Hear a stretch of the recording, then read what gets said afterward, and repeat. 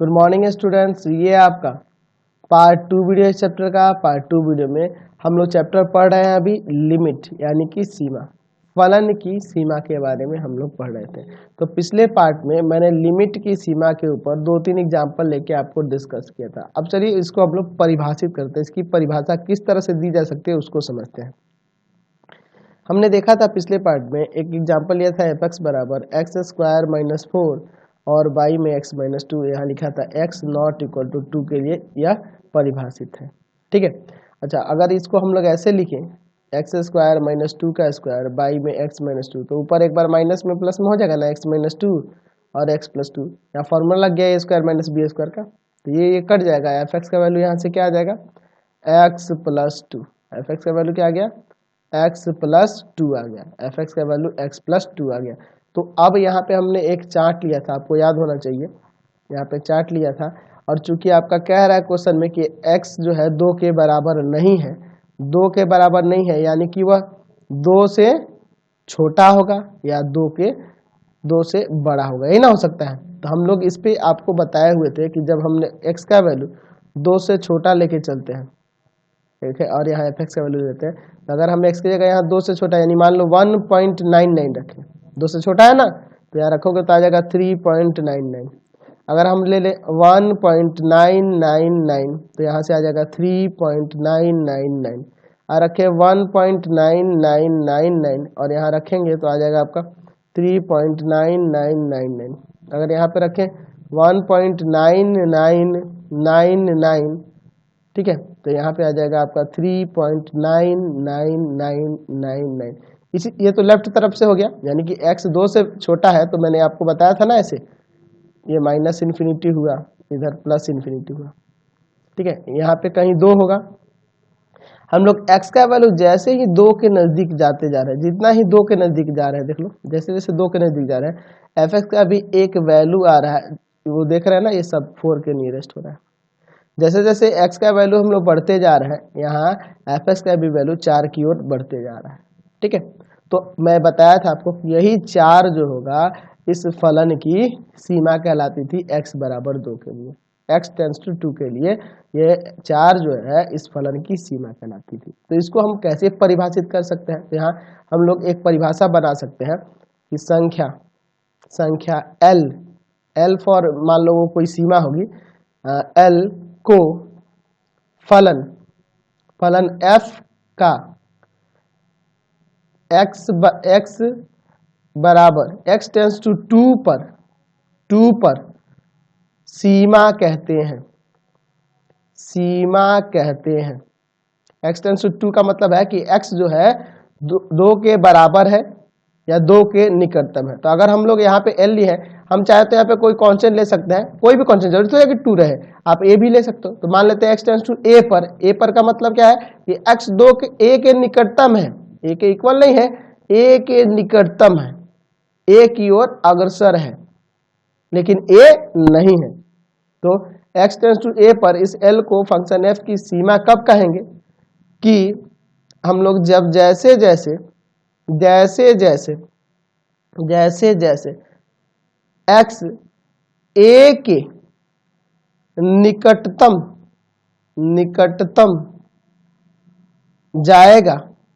जाएगा F x L के निकटतम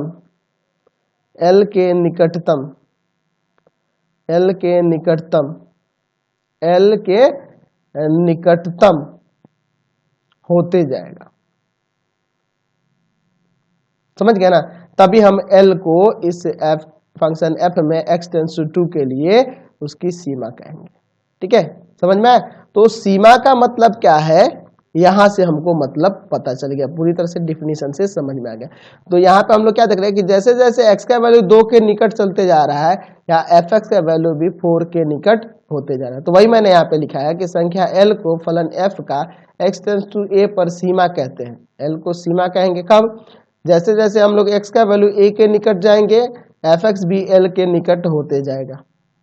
ठीक है, L के निकट होगा या L के बराबर भी हो सकता है, ऐसा कुछ नहीं है, L के निकट होगा या L के बराबर भी हो सकता है। और मैंने यह भी बताया था कि किसी भी फलन की सीमा को एग्जिस्ट करने के लिए उसमें आपको देखना होगा limit x tends to a minus F, यानी कि लेफ्ट के तरफ से भी, a की ओर लेफ्ट के तरफ से भी और राइट से भी दोनों का वैल्यू सेम ही आए, तब वो कहलाएगा उस फलन की सीमा, और तब हम कहेंगे कि उस फलन की सीमा एग्जिस्ट करेगी, उसका कोई अस्तित्व है। अगर यही बराबर नहीं हुआ तो उसका सीमा का कोई एग्जिस्टेंस नहीं होगा।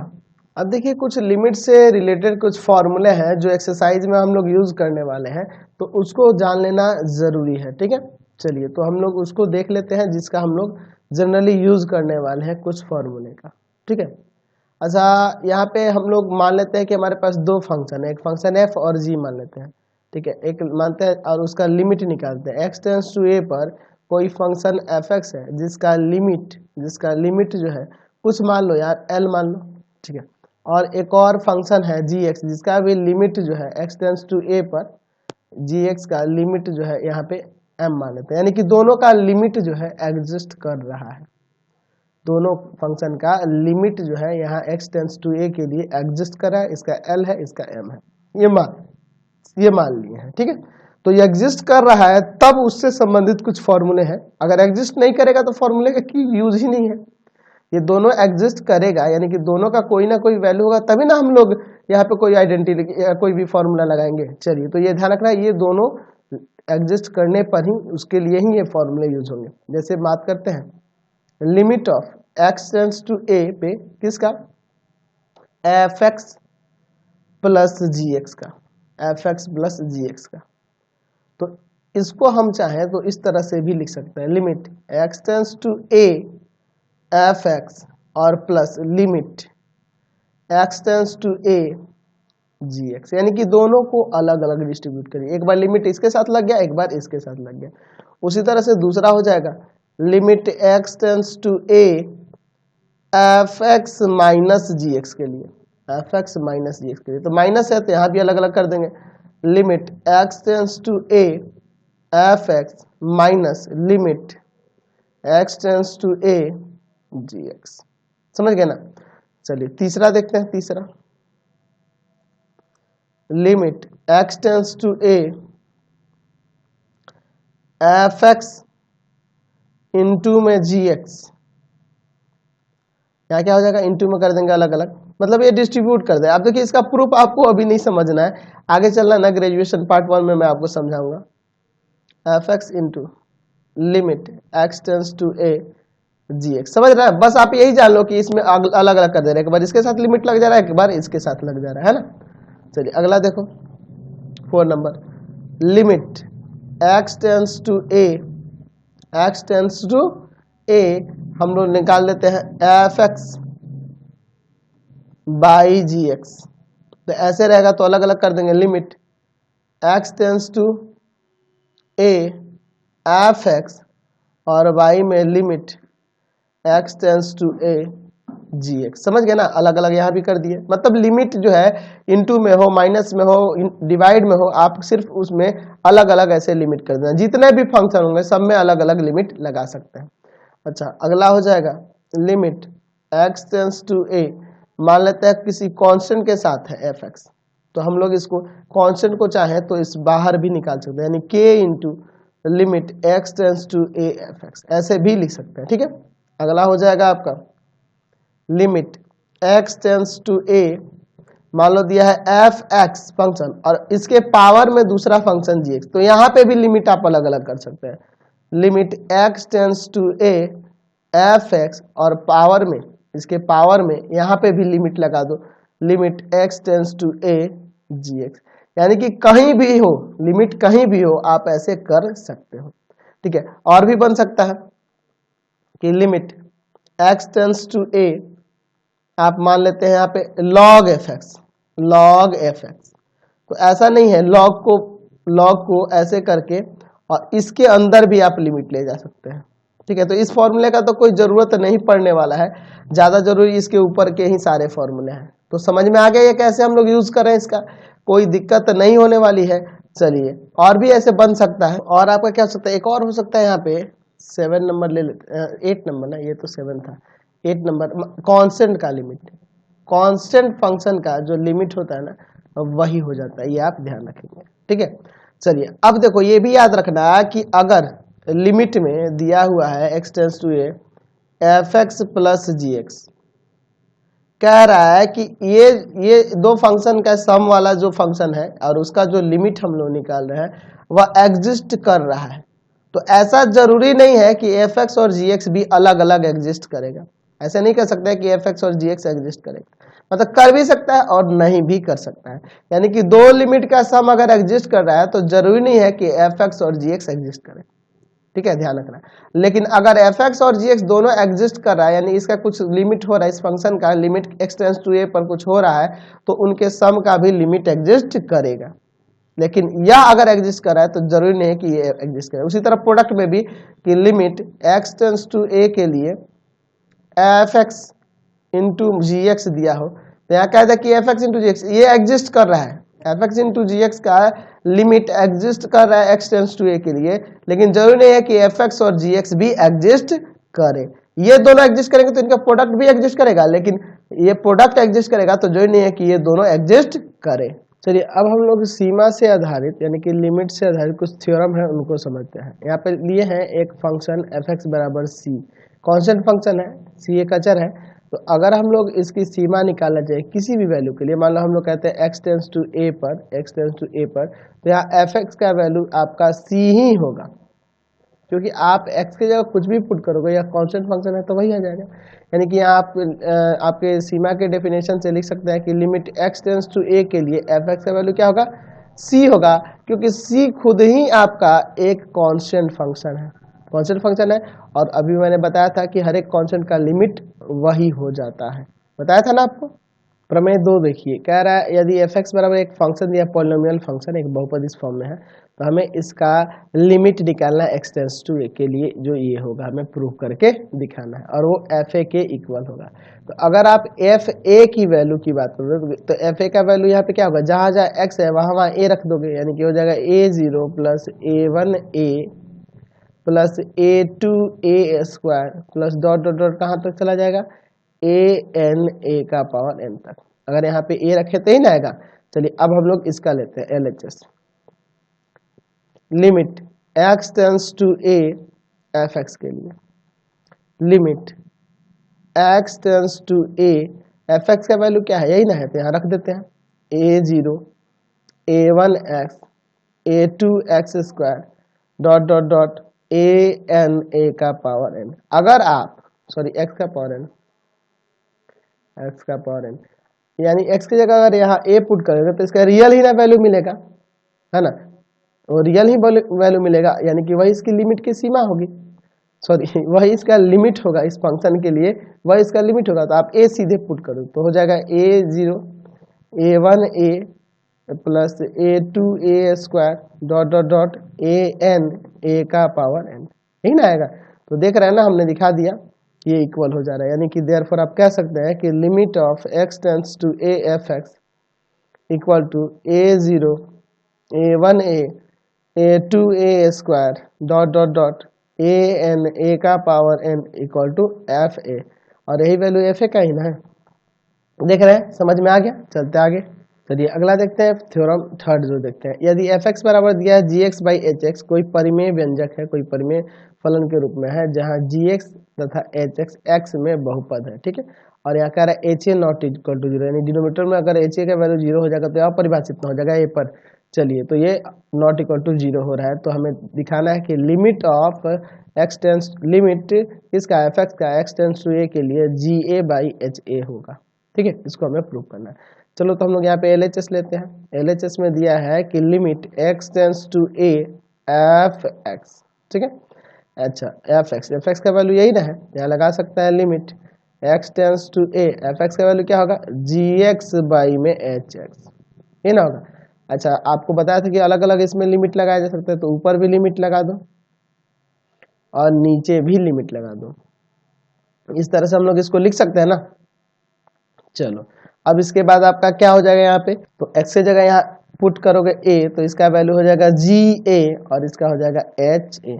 क्योंकि एच ए 0 के इक्वल नहीं है, इसलिए ये वैल्यू डिफाइंड होगा, यह कोई ना कोई वैल्यू आएगा, ये परिभाषित हो रहा है, कोई ना कोई वास्तविक मान आ रहा है, इसलिए इसका लिमिट यह हो जाएगा, यहाँ से प्रूफ हो गया ना।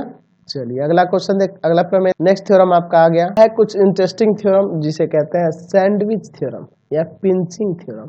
बहुत ही अच्छा थ्योरम है। देखो यहाँ पे दिया है एफ जी और एच, तीन फलन इस प्रकार है कि एफ एक्स, ठीक है, एफ एक्स का लिमिट एक्स टेंस टू ए के लिए और जी एक्स का मतलब फंक्शन एफ और जी का लिमिट एक पर आपका एल हो रहा है, दोनों फंक्शन का लिमिट एफ और जी फंक्शन का लिमिट एक्स टेंस टू ए के लिए एल हो रहा है, ठीक है, तथा एच एक्स प्रत्येक एक्स के लिए असमीका, यहाँ देखिए आपको क्या कह रहा है, यहाँ पे इस तरह से ये लाई कर रहा है, प्रत्येक एक्स के लिए एच एक्स किसके बीच लाई कर रहा है, तो फंक्शन एफ एक्स और जी एक्स के बीच लाई कर रहा है, क्योंकि एफ एक्स से बड़ा है या बराबर है लेकिन जी एक्स से छोटा है या उसके बराबर है, या एफ एक्स से बड़ा है एच एक्स या जी एक्स से छोटा है, ठीक है।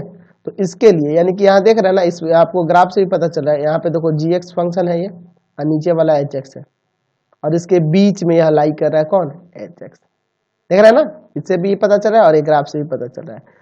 तो यहाँ पे आप ध्यान रखना कि इस एच एक्स का भी लिमिट जो होगा एक्स टेंस टू ए के लिए यानी फंक्शन एच का भी लिमिट एल ही हो जाएगा, और इसी को हम लोग सैंडविच थ्योरम कहते हैं। सैंडविच मतलब होता है क्या, एक्चुअल में आप दो ब्रेड के बीच में अगर कुछ जैम या फिर आलू का भुजिया या कुछ भी भर के खा रहे हो ना, तो वो भी आपका एक सैंडविच कहलाता है। सैंडविच मतलब दो चीजों के बीच में कोई चीज भर के हम लोग रखते हैं, तो वही आपका सैंडविच है। तो इसी के आधार पर, इसके ज्यामितीय अर्थ के आधार पर ही इसका नाम रखा गया है सैंडविच थ्योरम। देख रहे हैं ना, दो फंक्शनों के बीच में ये बीच वाला फंक्शन है, बीच में फंक्शन अलाई कर रहा है और इसका भी लिमिट वही हो जाएगा जो इन दोनों का लिमिट है, समझ में आया।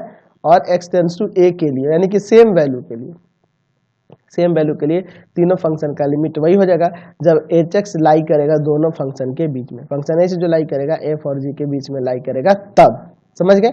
और यहाँ देख रहे हैं ना, ए यहाँ पे दिखा रहा है आपको एक्स टेंस टू ए के लिए, देख रहे हैं ना, ए के बराबर नहीं है एक्स, ए के निकट है, उसके लिए इसका वैल्यू क्या हो रहा है, इसकी सीमा क्या हो रही है, एल हो रही है। अब हम लोग बात करेंगे कुछ महत्वपूर्ण विस्तार के बारे में जिसके बारे में हम लोग पढ़ चुके हैं। जैसे कि आपको जब बाइनोमियल थ्योरम पढ़ाए थे उसके बाद हम लोग कुछ चैप्टर जो लास्ट के देखे थे, लॉग एक्स का एक्सपेंशन, फिर e to the power x का एक्सपेंशन, 1 प्लस एक्स का पावर n का एक्सपेंशन, इन सब का एक्सपेंशन हम लोग देखे थे और इनसे संबंधित हम लोग अलग अलग चैप्टर भी बनाए थे, है ना। फर्स्ट जो आपका लॉगरिथम था, एक्सपोनेंट वाला था, घातांक वाला या फिर लघु गणक वाला, सम स्पेशल सीरीज का चैप्टर जो था ना लास्ट के 2-3 फर्स्ट वॉल्यूम में, उससे रिलेटेड हमने देखे थे ना कि 1 प्लस एक्स का पावर n का विस्तार करने पे 1 प्लस, है ना, n बाई 1 का फैक्टोरियल x इन आएगा और plus n into N minus 1 by 2 का factorial X square plus n into N minus 1 into N minus 2 by 3 का फैक्टोरियल एक्स क्यूब, और इसी तरह से ये विस्तार होते रहता है कहाँ तक, x के पावर n तक जाएगा। इना होता था, याद है आपको। अच्छा, उसी तरह से हमने माइनस वाला भी इसके लिए देखा था, प्लस वाला भी देखा था, कहाँ तक, ये इन्फिनिटी तक भी ले जा सकते हैं। अगर इन्फिनिटी तक ले जाने की बात करें तो यहाँ पे हम लोग इसको ऐसे देख सकते हैं, यहाँ पे लिख सकते हैं 1 प्लस एक्स का पावर n का विस्तार। तो यह फॉर्मूला कब लगाते हैं, जब n बिलोंग्स करेगा किसी धनात्मक पूर्णांक से, और यहाँ पे n बिलोंग्स करेगा किससे, तो n कोई ऋणात्मक पूर्णांक से बिलोंग करेगा, ऋणात्मक पूर्णांक से बिलोंग करेगा या कोई भिन्न होगा, कोई फ्रैक्शन होगा, तब इसके लिए भी मैंने फॉर्मूला बताया था 1 प्लस एन एक्स। बाकी सब कुछ तो यही रहेगा, आपका, लेकिन ये कहाँ तक चल जाएगा, इन्फिनिटी तक, ठीक है। अच्छा, हमने ये भी देखा था, ये तीसरा फॉर्मूला हो जाएगा e to the power x का विस्तार 1 प्लस एक्स बाई 1 का फैक्टोरियल एक्स स्क्वायर बाई 2 का factorial plus x cube by 3 का फैक्टोरियल डॉट डॉट डॉट कहाँ तक, इन्फिनिटी तक। अच्छा, e to the power minus X का भी विस्तार देखा था हमने। तो ये सारे विस्तार आपको याद रखने होंगे, इसमें ज्यादा जरूरी तो नहीं है लेकिन याद रखोगे तो आपके लिए फायदा रहेगा। चलिए, ये सब हम लोग पढ़ चुके हैं, सब पीछे चैप्टर्स में। चलिए, एक्स क्यूब बाई 3 का फैक्टोरियल इन्फिनिटी तक देखे थे ना। फिर उसी तरह से ए टू द पावर एक्स का भी हम लोग विस्तार देखे थे, 1 प्लस एक्स लॉग ए और एक्स स्क्वायर बाई 2 का फैक्टोरियल लॉग ए का होल स्क्वायर प्लस कहाँ तक, इन्फिनिटी तक। उसी तरह लॉग 1 प्लस एक्स का भी विस्तार देखे थे हम लोग, लॉग 1 प्लस एक्स का भी विस्तार देखे थे, x minus x square by 2 plus x cube by 3 minus X का पावर 4 बाई 4, ये कहाँ तक, इन्फिनिटी तक। ठीक है, और जहाँ एक्स लाई करता था -1 से 1 के बीच, -1 से 1 के बीच के लिए। ठीक है, 1 के बराबर भी हो सकता है लेकिन -1 से बड़ा होगा, लेकिन 1 के बराबर और 1 से छोटा भी हो सकता है। ठीक है, इसके लिए हम लोग इसका विस्तार करते थे। और भी था आपका फॉर्मूला log 1 माइनस एक्स के लिए minus x square by 2 minus x cube by 3 minus X का पावर 4 बाई 4, ये कहाँ तक चल जाता था, इन्फिनिटी तक। अच्छा, अब ये आपके कुछ और विस्तार हैं जिसके बारे में अभी तक आप पढ़े नहीं है और अभी आप जान भी नहीं सकते, क्योंकि अभी आपको मैं डिफ्रेंसिएशन भी नहीं पढ़ाया हूँ। जैसे साइन एक्स, कॉस एक्स और टेन एक्स की विस्तार की बात करें, जैसे अगला देखते हैं 8 नंबर, साइन एक्स का विस्तार। तो एक्चुअल में इसका होता है x minus x cube by 3 का फैक्टोरियल प्लस एक्स का पावर 5 बाई 5 का फैक्टोरियल माइनस एक्स का पावर 7 बाई 7 का फैक्टोरियल टू इन्फिनिटी। उसी तरह cos x का भी होता है, tan x का भी होता है। तो ये सब आप अभी नहीं प्रूव कर सकते हैं। एक्चुअल में इसका प्रूव करने के लिए मैक्लोरिन्स फार्मूला का यूज किया जाता है। मैक्लोरिन्स का फार्मूला जो है मैक्लोरेंस लॉ के आधार पर इसको प्रूव किया जाता है। एक्चुअल में इसके लिए आपको डिफ्रेंसिएशन आना चाहिए। अब डिफ्रेंसिएशन आगे का चैप्टर है, लिमिट के बाद का चैप्टर है, तो इसे अभी हम लोग प्रूव नहीं कर सकते हैं, आगे के क्लास में करेंगे, आप याद रखना बस। चलो मैं cos x का भी लिख देता हूँ। cos x का हो जाएगा आपका 1 माइनस एक्स स्क्वायर बाई 2 का फैक्टोरियल प्लस एक्स का पावर 4 बाई 4 का फैक्टोरियल माइनस एक्स का पावर 6 बाई 6 का फैक्टोरियल। ये भी कहाँ तक चल जाएगा, इन्फिनिटी तक। उसी तरह से tan x की बात करें तो tan x का जो एक्सपेंशन होगा x plus x cube by 3 और प्लस 2 बाई 15 एक्स का पावर 5, ये भी कहाँ तक चल जाता है, इन्फिनिटी तक। तो इन सब के बारे में हम आगे बात करेंगे, इसके बारे में आगे चर्चा करेंगे जब आपको डिफरेंशिएशन पढ़ा देंगे और मैक्लोरेंस फार्मूला इसको समझा देंगे। तो बिना आपको डिफरेंशिएशन आए इसको आप प्रूफ नहीं कर सकते। ये सारे प्रूफ तो हम लोग कर चुके हैं पीछे के चैप्टर्स में, जब सब में स्पेशल सीरीज जो थे ना फर्स्ट वॉल्यूम का लास्ट वाले कुछ चैप्टर, उसी में ये सब प्रूफ कर चुके हैं। ये बाकी 3 हम आगे प्रूफ करने वाले हैं। चलिए अब हम लोग बात करेंगे फलनों के अनिर्धारित रूप, यानी कि indeterminate form of function, indeterminate forms of function. चलिए तो अनिर्धारित रूप की बात करें तो टोटल 7 होते हैं फलनों के लिए, 7 अनिर्धारित रूप होते हैं। कौन कौन से, तो 0 बाई 0, यह भी आपका अपरिभाषित है। इन्फिनिटी बाई इन्फिनिटी, यह भी आपका अपरिभाषित है। या 0 इंटू इन्फिनिटी, ये भी आपका अपरिभाषित है। इन्फिनिटी में से इन्फिनिटी घटा लो, ये भी आपका अपरिभाषित है। 1 का पावर इन्फिनिटी, ये भी अपरिभाषित है। 0 का पावर 0, यह भी अपरिभाषित है। और इन्फिनिटी का पावर 0, ये भी अपरिभाषित। तो ये टोटल आपके 7 जो है अनिर्धारित रूप है फलन के लिए। तो आपके चैप्टर में, यानी आपके लिमिट चैप्टर में, हम लोग सिर्फ 0 बाई 0 फॉर्म के लिए ही देखने वाले हैं। जैसे कि मैंने, याद है आपको एक क्वेश्चन दिया था, limit x tends to 2 X square minus 4 और बटा में x माइनस 2। तो यहाँ देख रहे हैं, अगर आप x की जगह 2 रखो तो 2 का स्क्वायर 4 होगा, 4 में से 4 गया 0, यहाँ 2 रखोगे तो ये देख रहे हो ना, तो ऊपर भी 0 आ जा रहा है और नीचे भी 0 आ रहा है, तो 0 बाई 0 के फॉर्म में आ रहा है। तो अनिर्धारित रूप हम लोग इसी का देखने वाले हैं, यानी 0 बाई 0 के फॉर्म में ही आपका लिमिट होगा, है ना। इस तरह से कोई फंक्शन दिया होगा और इसका हमें लिमिट निकालना होगा। तो लिमिट निकालने के लिए मैंने पहले भी बता दिया था, इसको आप क्या करो, तो ऊपर आप एक्स स्क्वायर माइनस 2 का स्क्वायर कर दो। ठीक है, लिमिट x टेंड्स टू 2, ऊपर देखो x माइनस 2 और x प्लस 2 कर दे रहा है और नीचे x माइनस 2 है। अब ये रख दो। अब यहाँ पे अगर x की जगह 2 पुट करोगे तो 2 प्लस 2 4 आ जाएगा। यहाँ पे एक रियल वैल्यू आ रहा है, दैट मीन्स यही रियल वैल्यू ही इस फंक्शन का लिमिट होगा। ठीक है, तो आपके एक्सरसाइज में जो भी क्वेश्चन दिए होंगे आपके 0 बाई 0 के फॉर्म में ही दिया होगा। x टेंड्स टू a पर कोई भी फंक्शन दिया होगा, x टेंड्स टू a क्या है, अवास्तविक संख्या है, कुछ भी हो सकता है। ठीक है। तो यहाँ पे x टेंस टू a के लिए 0/0 के फॉर्म में फंक्शन दिए होंगे और वहां से हमें उसका लिमिट निकालना होगा। तो ऐसे तो टोटल 7 होते हैं, लेकिन आपके बुक में लिमिट चैप्टर में 0/0 के फॉर्म में ही आपके फंक्शन दिए गए होंगे। अब जैसे मान लेते हैं हमारे पास एक दूसरा फंक्शन है, लिमिट x टेंस टू 5 के लिए दे दिया है x+1। तो यहाँ देख रहे हैं, अगर हम लोग इसके बारे में बात करें तो सीधे अगर यहाँ पे 5 रख दोगे तो 5+1 ये वैल्यू पुट करते ही लिमिट गायब हो जाता है। तो 5+1 6 भी एक क्या रियल वैल्यू ही तो प्राप्त हो रहा है ना। डेट मीन्स जैसे जैसे x 5 के नजदीक जाएगा, ये f(x) का जो वैल्यू मतलब इस फंक्शन का जो वैल्यू होगा वो भी 6 के नियरेस्ट होते जाएगा। इसका मतलब यही ना है। चलिए, तो आप इस तरह से सिंपली पुट कर सकते हो, ठीक है। अब इससे रिलेटेड कुछ और भी लॉ है, रूल है, उनको भी हम लोग प्रूव करने वाले हैं। आज के वीडियो में हम बस इतना ही देखेंगे। आगे जैसे ही हम लोग थर्ड पार्ट में आएंगे हम लोग एक्सरसाइज में पहुंच जाएंगे। तो कुछ थ्योरम होंगे, दो चार जो आपके फर्स्ट एक्सरसाइज में यूज होने वाले हैं, उसके बाद हम लोग उसको करके फिर चैप्टर में एंट्री करेंगे। तो इस वीडियो को हम लोग यही पेंट करते हैं। प्लीज वीडियो को लाइक शेयर एंड चैनल को सब्सक्राइब करेंगे, वीडियो को ज़्यादा से ज़्यादा फ्रेंड्स में शेयर करेंगे। और इससे रिलेटेड वीडियो के लिए सीधे आप डिस्क्रिप्शन में जाएंगे, डिस्क्रिप्शन में बहुत तरह के वीडियो दिए गए हैं। और प्लीज़ वीडियो को शेयर जरूर करेंगे, लाइक जरूर करेंगे और कमेंट करना नहीं भूलेंगे। Thanks for watching.